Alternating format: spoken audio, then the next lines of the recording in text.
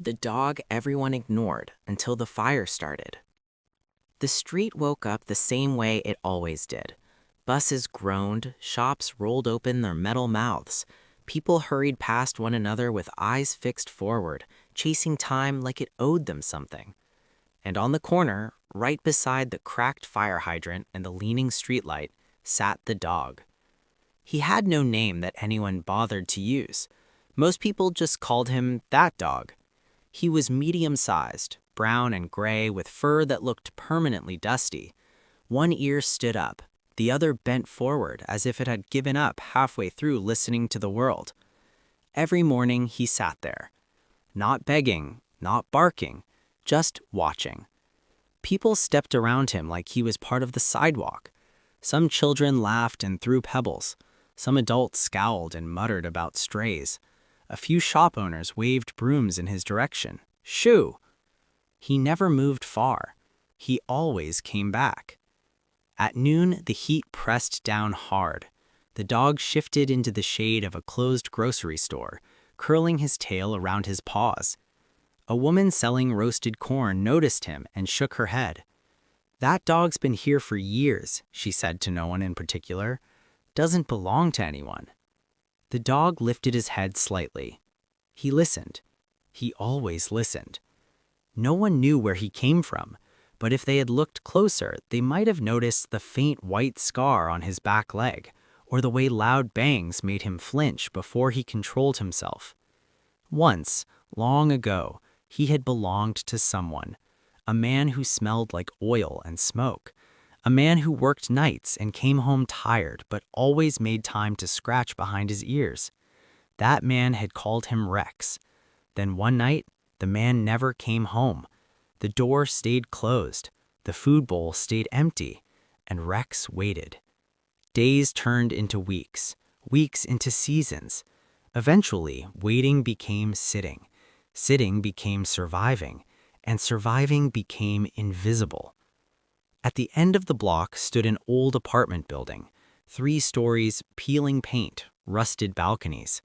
People lived there because they had nowhere else to go. Children played in the stairwell, candles burned during power outages, extension cords snaked under doors. It was the kind of place accidents waited for. The dog sat across the street from it every evening, always facing the building, always alert. That night, the air felt wrong. Even before the sun went down, the dog stood up, his ears lifted, his nose twitched. Smoke didn't look like danger at first. It smelled like it. Burning plastic, overheated wires. The dog crossed the street. Someone shouted, "Hey, get out of here!" The dog ignored them. He walked straight to the building entrance and stopped. His body stiffened. Then he barked. Not a playful bark, not a warning bark, a desperate, sharp sound that cut through the evening noise. People turned, annoyed. Can someone shut that dog up? Probably chasing rats. Strays always bark for nothing. The dog barked again, louder. He scratched at the door.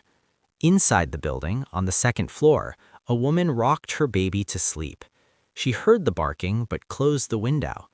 In apartment 3B, an old man coughed in his chair, the TV drowning out everything.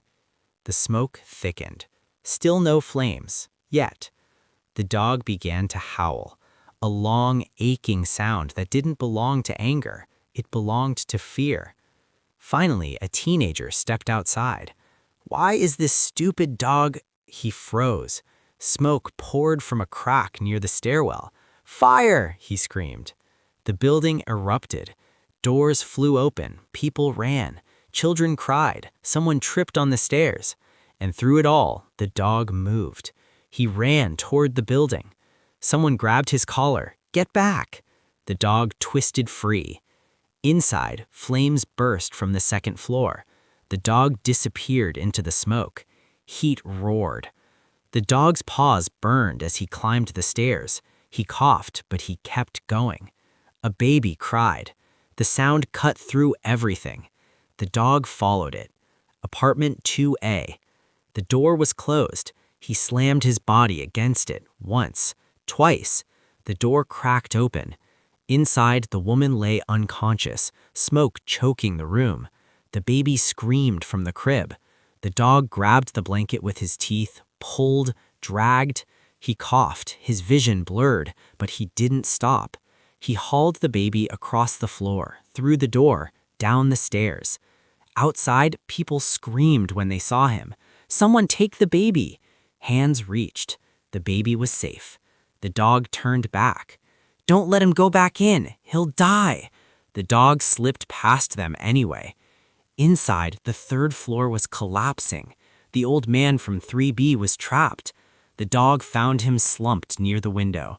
He barked directly into his face. The old man awoke, confused. "Good boy?" The dog pulled at his sleeve. The ceiling cracked. The old man crawled. The dog stayed behind him, pushing, barking, refusing to let him stop. They made it out seconds before the stairs collapsed. Firefighters arrived just as the building roared into feet. When the fire died, the street fell quiet. People stood wrapped in blankets. Some cried. Some stared at the ashes of their homes. And the dog lay on the pavement, still. Someone knelt beside him. He's not moving. The woman whose baby had been saved fell to her knees. "No, please." The dog's chest rose. Once, twice. He coughed, and slowly, painfully, he stood.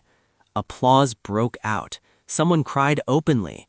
A firefighter wiped his eyes. That dog saved lives. The woman hugged him carefully. "What's your name, huh?" The dog tilted his head. Someone said quietly, "He looks like a Rex." The dog's ear twitched. For the first time in years, his tail wagged. The next morning, the corner was empty. No dusty dog by the hydrant. No quiet watcher. Instead, Rex lay on a blanket inside a small apartment. Bandaged, fed, loved. A hand scratched behind his ears. "You're home now." Rex closed his eyes. Some heroes don't wear uniforms. Some don't speak. Some sit quietly on corners, ignored by the world, until the world is burning. Like and subscribe for more stories.